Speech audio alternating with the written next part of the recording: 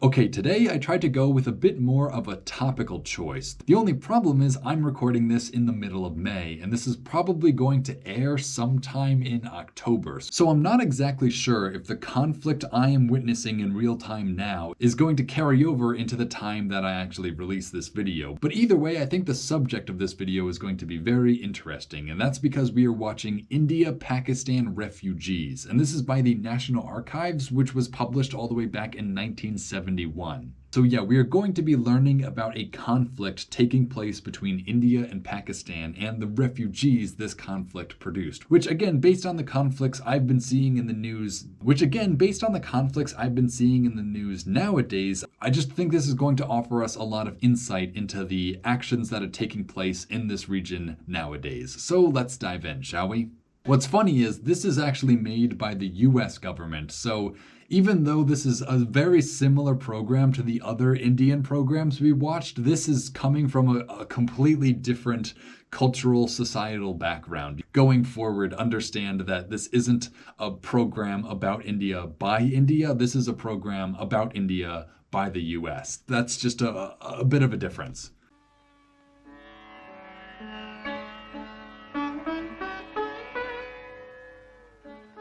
India achieved independence in 19... No, hang on. India achieved independence in August 15th of 1947. I'm remembering you guys now. Oh, hang on. Not only did India achieve independence, but Pakistan also achieved independence at the same time. 47.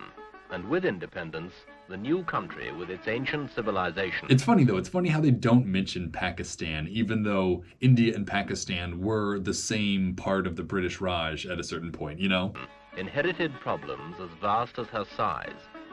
The government set about the task... Inherited problems as vast as her size. You could honestly argue even more vast than her size. ...of making a democratic nation out of diverse peoples speaking hundreds of different languages.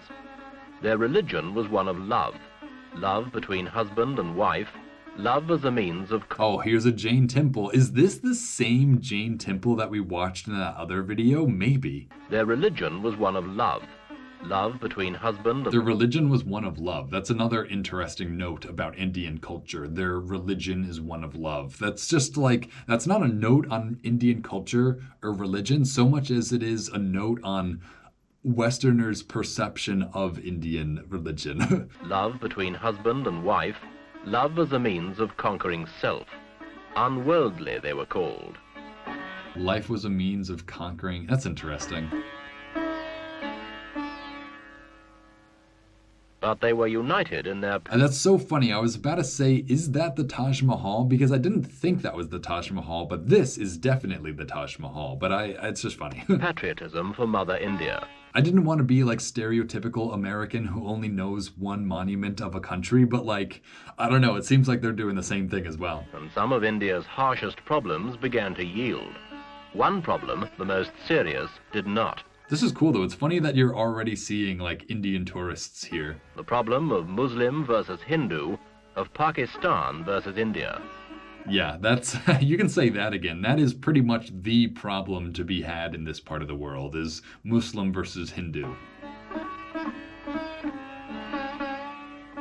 This week, Echo looks at the dangers of the confrontation between... This week, Echo, all right, so that's who is making this program, Echo, which I have heard about before, but I don't quite understand. So let's keep going. Between India and Pakistan.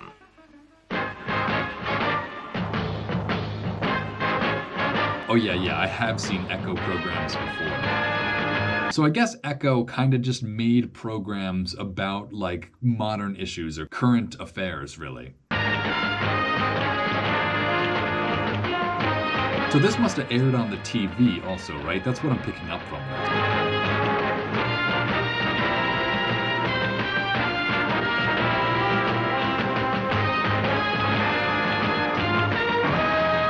This is such an interesting title as well, because it's Echo and then it's Eco. I don't know if that's supposed to be a different language, but then the Echo with the K, that's totally supposed to be a different language. But I don't know what languages. You know, I know English is the first one, then there's two other ones, and then there's Greek. It's just like, it's an interesting assortment of languages that are included in this, you know? Like, I don't know. what audience this was exactly meant for. I guess they're speaking English, so it must have been for like the English-speaking world. It's interesting that Greek is one of the main languages of it. Hang on, what city is this? Can I tell? Is this Mumbai? Can I just guess Mumbai? It's kind of giving me Mumbai vibes. I picture Mumbai as like the busiest city of India. Like I know there's like some sort of intersection like this in Mumbai, like near a train station or something. So that's all I'm going on. New Delhi itself, the capital Oh, it's New Delhi? All right, well, that makes sense too. I feel like I could have guessed that as well. of India, illustrates the achievements and the problems. It's interesting what, like, Indian cities look like, because it is different than what American cities look like. It's all old English colonial architecture. That's just not what you associate with India, really, even though I understand why. I understand the colonial history of India. It's weird to see a place that has colonial English architecture but isn't, England. The modern city, modern amenities, business life, shops, housing. Dang, this really is crazy though. They got streetcars. It really was like a modernized place. I feel like that is the most surprising thing every single time I watch a program about India, is just seeing how truly modernized it was during a time when I just did not think it would be, I'm also impressed by just how much English is everywhere. Like I did not even see a foreign language or character anywhere. Like all I see are Latin letters and English statements. It's just very interesting to see how prevalent English was or is in India. I have to imagine it's not quite the same still. Like I have to imagine the years since colonization has only allowed India to become more Hindu, less English. But maybe I'm wrong about that. I don't know. Employment, organization, the rule of law. Oh, that's a cool building. Is this like a Capitol building or something? This looks like some sort of government building. Care for the environment, planning, administration.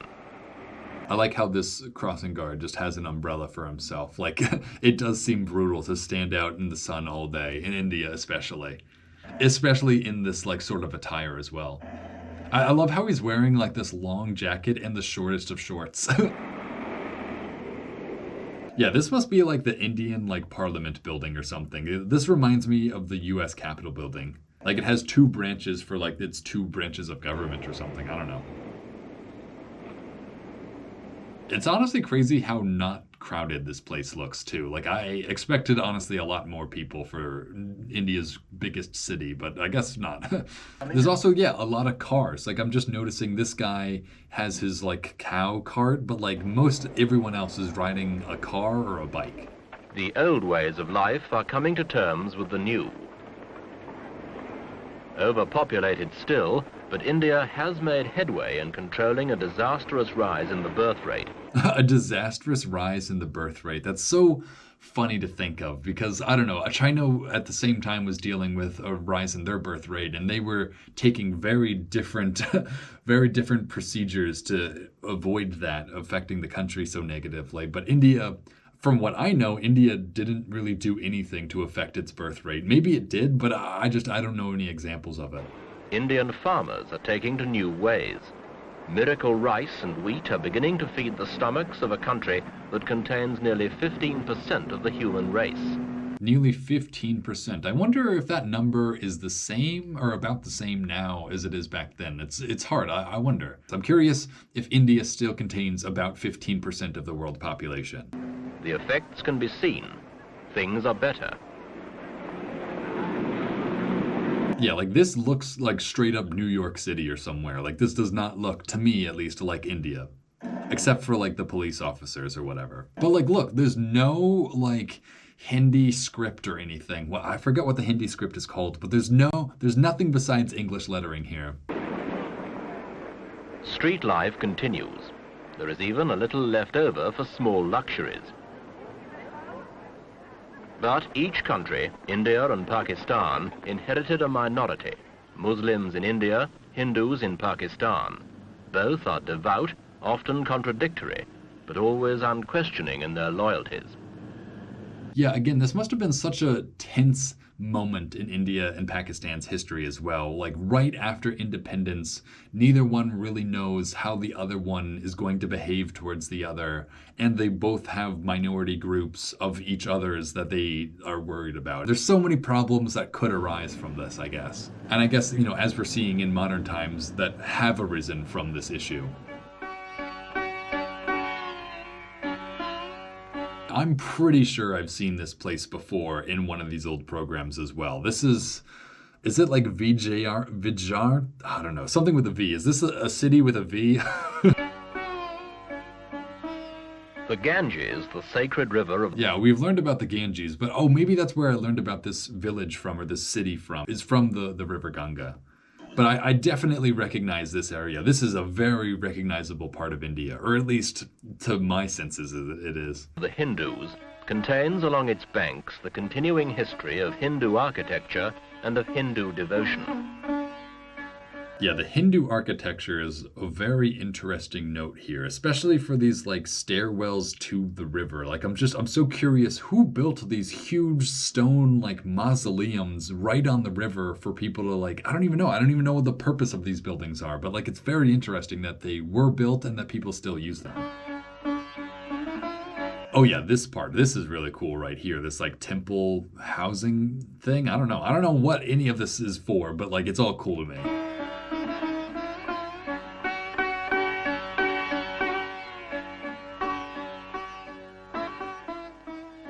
It's also funny to see just like regular pigeons, like even though we're in like exotic India, like the pigeons here are still just the pigeons everywhere. The devotion is to selfless love and to peace. The individual may achieve this.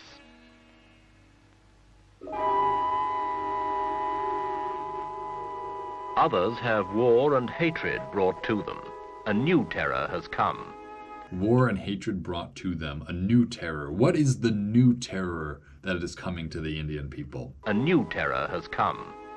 East Pakistan. East Pakistan. All right, so East is Bangladesh. All right, so interesting. So this isn't actually going to be about India-Pakistan. This is going to be about India-Bangladesh. But back then it was East Pakistan, so it was still India-Pakistan relations. But this is a different Pakistan than what exists today as Pakistan. Where these refugees come from, rose against the West Pakistani government and declared a separate state, Bangladesh.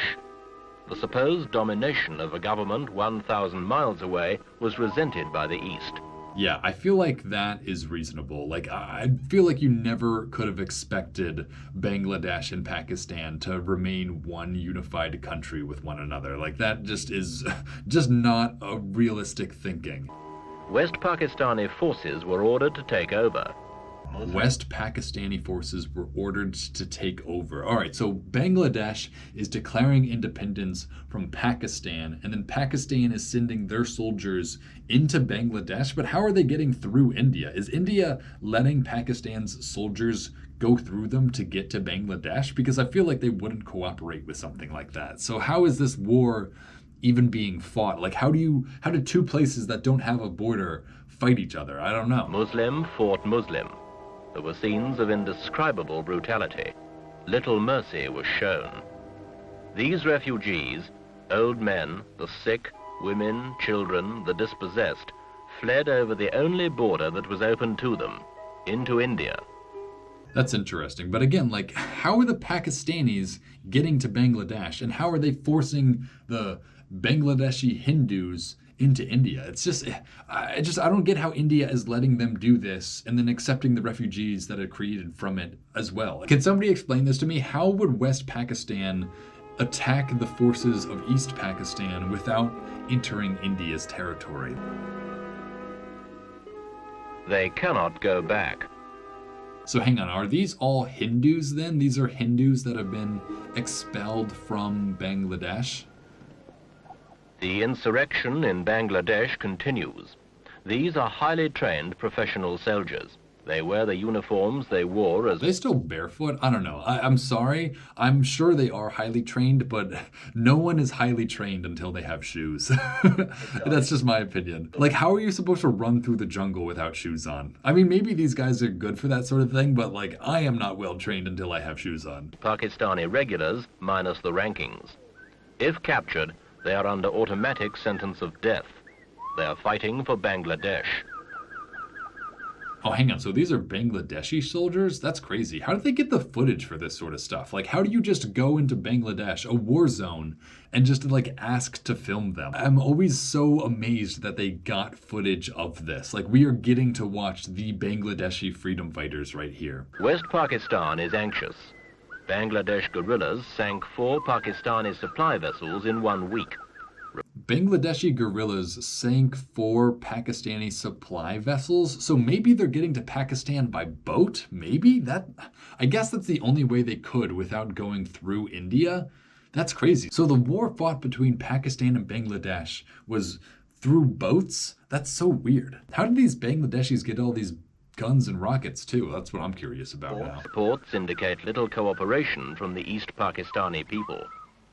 West Pakistan suspects Indian influence, even penetration by spies and agitators. Interesting. So India probably wanted Pakistan to break up. I don't know how that would help or hurt India. I feel like having Pakistan united between the two would honestly be more of a crutch for them than it would help them out. But I don't know. It also would suck having your enemy on both sides of you. So I get why they wanted one side of Pakistan to separate itself from the other. The Pakistani government fears... But I guess that means that India and Bangladesh probably have a much better relationship than India and Pakistan. Am I right about that? Can any of my Indian or Bangladeshi or Pakistani audience confirm that for me? Does India's relationship with Pakistan vary significantly from India's relationship with Bangladesh? I bet it does. India may try and settle old scores. Even though they were all the same country at a certain point. It's funny, like the different factions of India, I guess. Kashmir, various border clashes. That's funny. Bangladesh is not one word, it's 2. That's interesting. I just always thought of it as a name, so I always thought of it as Bangladesh. But I guess Bangla and Desh are just 2 different phrases. What does Bangla mean? What does Desh mean? I don't know. No way it means check post, though, right? Like, this isn't a direct translation. This is a Bangladesh check post, right? Bangladesh doesn't literally translate into check post, right? I really hope so. I really hope not. By occupying East Pakistan and setting up a puppet Bangladesh regime. Oh, is this the original Bangladeshi flag? Didn't the Bangladeshi flag used to have a shape of Bangladesh within the circle? I'm pretty sure it did. I don't know if you can see it in that flag, but I'm pretty sure they used to have a slightly different flag at least. Pakistan's President Yahya Khan. Yahya Khan, interesting. So Yahya Khan is Pakistan's president during this time period. All right, got it. I got to remember that. Yahya Khan Keeps his eyes on the Indian border. Well, I'm watching it with great patience. And I'm warning the world that if they have any idea of taking a chunk of my territory in East Pakistan, a chunk of my territory in East Pakistan. That's very interesting how he put that. If they consider taking a chunk of my territory in East Pakistan. So that's how at least the Pakistani president viewed this conflict, right? That East Pakistan belonged to Pakistan and by extension belonged to him. So any attempt on the Indian side to take territory from the Bangladeshis was also an attempt at taking territory from the Pakistanis, which was, an act of war. It's interesting to actually get to hear from the guy in charge of one of these sides, to understand how he thinks about it and why he thinks about it. Just lets you understand this whole conflict even better. and think this is not war. Let me warn you, and I warn the world that... Again, very impressive English skills as well, like near perfect English. maybe a little bit of an accent, but like that's nothing new in English. Everyone has an accent in English. So that's not convincing me his English isn't good. Like he is very well spoken in English. Like the fact that all these treaties and wars had to be like negotiated in English is just like kind of interesting as well. I don't know. Like obviously Urdu and Hindi are very similar languages. I bet they could communicate with one another using Urdu and Hindi, but it's interesting to see that they actually chose English as their lingua franca, I guess. Because it's fair, right? It's fair if they speak English because neither one has like a cultural, social connection to English. This will mean war, an overall war, which I hate, I don't like. But for the defense of my country, I must then fight an all-out war. And that will mean war here in West Pakistan. How close are you to... Dang, that's crazy how he pretty much just said, like, yeah, we will fight an all-out war if this happens. Like, he is committing to that. And the only reason an all-out war didn't happen, well, I guess you could say an all-out war did happen between them, but a true all-out war didn't happen because things weren't pushed far enough. But, like, it could have. Like, he was willing to go all the way, just he didn't need to. India and Pakistan did fight like true wars though. Just not like all out wars, like not like every last soldier you have sort of war. We salute the brave freedom fighters of East Bengal. Again, very interesting that this sentiment is spelled out in English. You know, it almost makes it seem fake. You know, it seems like they're not actually saying this to the freedom fighters of East Bengal. Could the freedom fighters of East Bengal speak and read English? I assume not, but maybe they could. I don't know. I guess it is immediately after English occupation. So maybe there was like a very significant English literacy in India during this time. It's so crazy that they made these sorts of posters in English. I don't know. Like, am I the only one surprised that they made this in English? In India, support for Bangladesh stems from hopelessness in the face of over 8 million refugees, Calcutta alone accepting 250,000 in 48 hours. 250,000 refugees in 8 hours. That is a crazy number of people in a very short amount of time. And the wish by a minority to invade East Pakistan, return the refugees, and avoid an almost insuperable problem for India herself.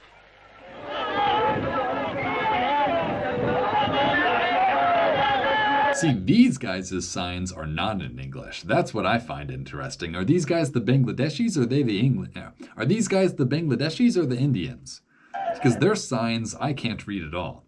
Actually, I can read that sign. I barely read it though. Can I get some sign translators? Can anyone who can read this script translate what their signs say to me? I bet it's pretty obvious what it says, but like, I'm just curious now.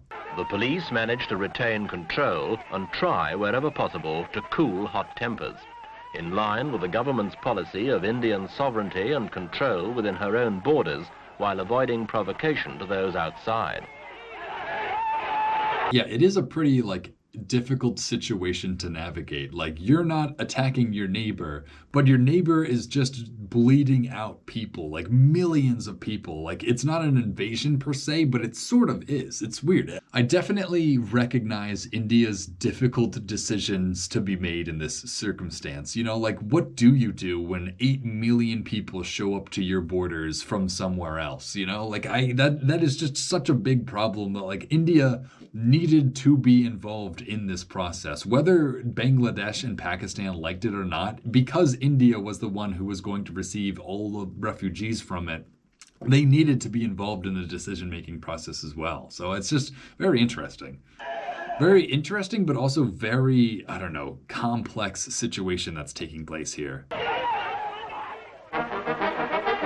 Again, I feel like I, as like an American, as a Westerner, just am completely free from like any bias regarding this situation. Like I don't want to be too mean to my Indian audience, but I don't care at all. You know, like it really doesn't affect me. I am trying to provide you guys with an unbiased lens to watch these through. So that's why I say that I don't really care, because I'm not on either of these two sides. I'm not rooting for Pakistan. I'm not rooting for India. I just want to understand them both. And I hope my Indian viewers and my Pakistani viewers can appreciate that I'm not trying to say I prefer one or the other. I'm trying to understand you both.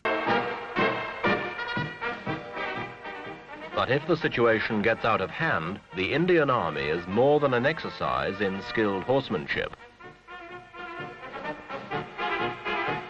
This army derives... The Indian Army is more than an exercise in skilled horsemanship, because that's exactly what I'm seeing right here. I am seeing purely an exercise in horsemanship. like that of Pakistan from the British Army.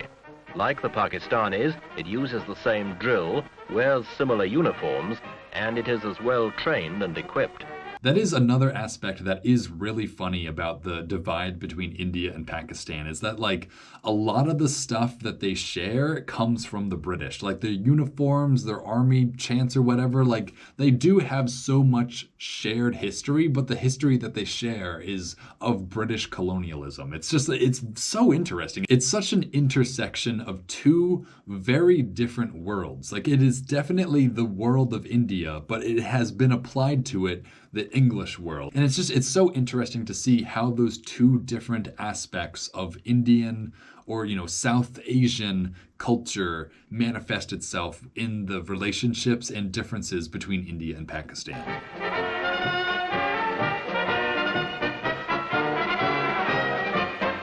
But yeah, to me, this is totally just a display in horsemanship. Like, this isn't actual, like, army horse cavalry training or anything. Like, this is just horses jumping over little sticks for pleasure. Like, you're not instilling any fear in me because you can ride horses around a track like this. Like, I'm not intimidated by your army because of what I'm seeing here. I'm intimidated by the Indian army because it's literally like 1 billion people. Should these two forces meet... Maybe not back then, though. I wonder what the population of India and Pakistan was back then. I would like to hear that. I bet India probably about 300 million is my guess. Let me know about that. Actually, this is 71. This might be like 400 million. This feels a lot earlier than it actually is. So it might be like 400, 500 million by this point. In combat, it will not be with ceremonial pomp. The pent-up anger and frustration of 20 years' struggle for national pride and development, the old issues... I like how they say 20 years struggle for national pride. Like, I'm pretty sure they've been struggling against the British for a lot longer than 20 years. Like, now they've been struggling for their own nationalist senses, but the people of India have definitely been struggling for their own sense of identity for a lot longer than 20 years. Real or imagined between Hindu and Muslim, Pakistani and Indian, would be likely to produce a spectacular clash which neither country could afford. You know what is interesting? This might be before either country had nuclear weapons, though. I don't know exactly when India acquired nuclear weapons or when Pakistan. I know Pakistan acquired them after India, but I don't know exactly when India acquired them. So I don't know if this conflict is a nuclear conflict or not. But it is interesting to see how these countries postured themselves in the era before nuclear war was a sure thing. Before these countries could just obliterate each other through nuclear bombs, they were a lot more gung-ho about going to war with one another. So it's interesting to see how nuclear weapons kind of cooled this conflict off, or at least it did until just recently. Wars are more expensive than development. Wars are more expensive than development. Yeah, you could say that again. War is like paying for the opposite of development. One extended battle can cost the equivalent of a new steel mill. The hard reality is that countries desperately struggling with the economic and social problems of modernization simply cannot afford wars. Yeah, I feel like we've watched enough programs about India's industrialization. We literally watched a program called Industrial India to understand the Indian priorities at this time. They were desperately trying to build up their economy to be able to sustain themselves during this time. So knowing that, understanding what this country was going through makes you understand a little bit more why they were also so reluctant to actually fight a war. They didn't want to destroy their factories. They didn't want to put any of their money towards activities like war that were purely destructive. They would much rather have built a new steel factory than have killed, a whole bunch of Pakistanis. Nobody in India actually cared about killing one another. They just all wanted more money for themselves. So I definitely understand India's thought process in regards to this conflict and trying to avoid it.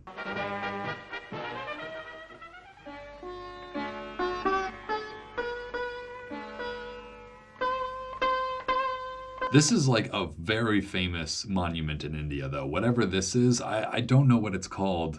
I think it's in a city that starts with a J. That's all I have for you guys. But I'm pretty sure this is a very notable Indian monument. Please, guys, I know you guys know what monument this is called. So let me know the name. I'll try to never forget it again. This is definitely not the first time I've seen it in an old program, though.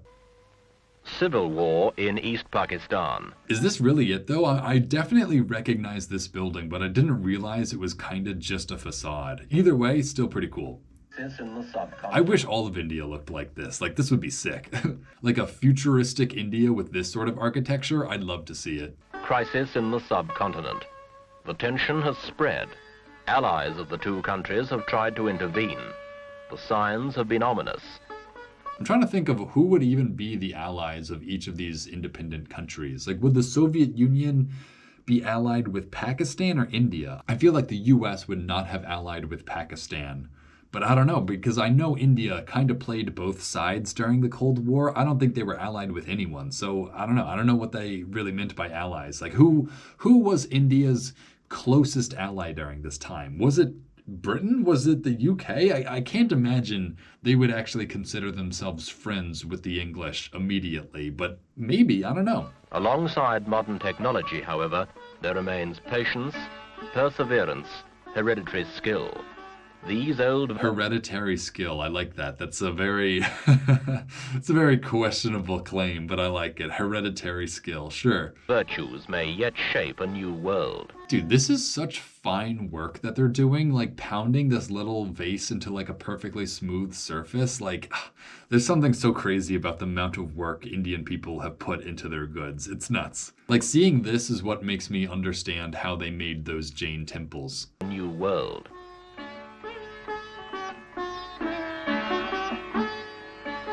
Dude, I gotta get a sitar. Like, I love listening to this music. Is there like modern Indian music that uses a sitar? Like cool modern like produced music that uses a sitar? Because I'm here for it. I love this sound. It is difficult to counsel patience to a people who have suffered centuries of poverty, famine, and underdevelopment. Yeah, that's fair to say. It's hard to counsel patience to a people who have suffered centuries of oppression. Like, yeah, I guess that's just a very, very fair statement he just said. Both Indian and Pakistani. An outburst of frustration would not be hard to understand. That's fair too. I do understand why both of these peoples were so dead set on establishing their own independent countries. Like, after living under colonialism for so long, you would just be so desperate for any semblance of control over your own world again.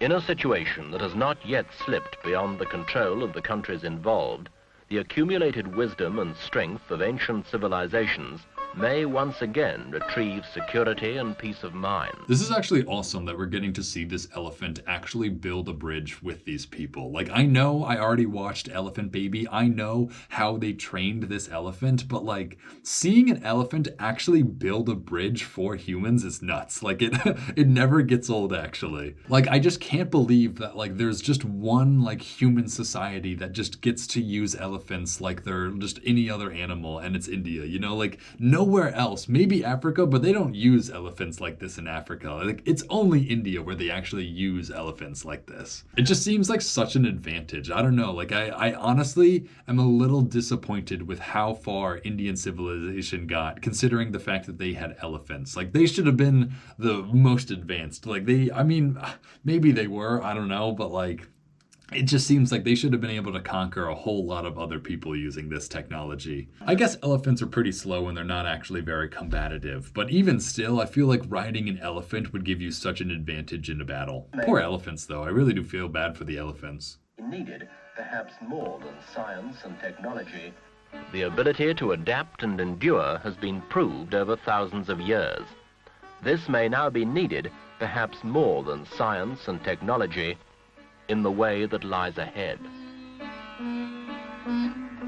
The ability to adapt may be needed more than science, which I feel like is fair, especially during this period of India's history. Like, they need people to just accept whatever's coming rather than, I don't know, actually push things any further. Like, there's such a big change already taking place across Indian society, whereas it's accepting this new democratic nation that they just invented, that, yeah, I do get, like, we don't need to invent new stuff. We just need to figure out how we're going to organize the stuff that we have here. Like, I do understand that sentiment. Yeah, they need to figure out the way ahead first before they can get ahead.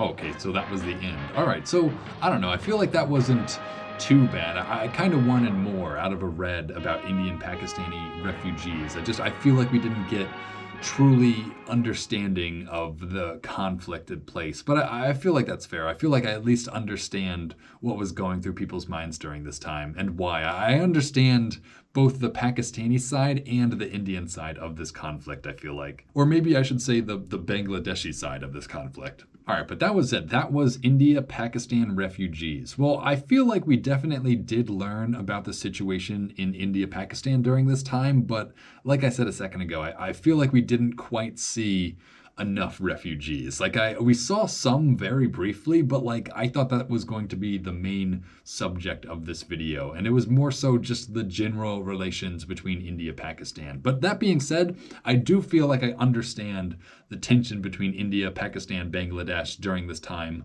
a lot better now, or at least a little bit better now. I'll definitely feel a lot better after reading the comments to this video, though. I feel like after that, I will have a perfect understanding, assuming that you guys actually do inform me more in the comments. But what else? Yeah, I feel like this was just another glimpse at like the Indian politics. Like, I feel like more than most of the other Indian programs we've watched, like this actually dove into the geopolitics of the region a little bit more, which I definitely appreciate. I definitely enjoy learning about India's, temples and stuff, but the more important part, especially during our modern times, is actually understanding the political arrangement of this area. And I feel like this program is actually showing us that arrangement taking place, or that arrangement being assumed. So yeah, I feel like I understand this period and this conflict within India's history a whole lot better now. And I hope you guys do too. And if you don't, if you are Indian, I hope you at least understand it from a different perspective than you understood it previously, or at least you understand it better. I don't know. I hope even my Indian audience learned something from this. And I also hope you all enjoyed. And if you did and you would like to help support what I do here, you can follow the link in the description that'll take you over to the Internet Archive. The Internet Archive is where I get all these old programs from. So if you want to support me, donate to them. And with that, I think we're ready to cut to black.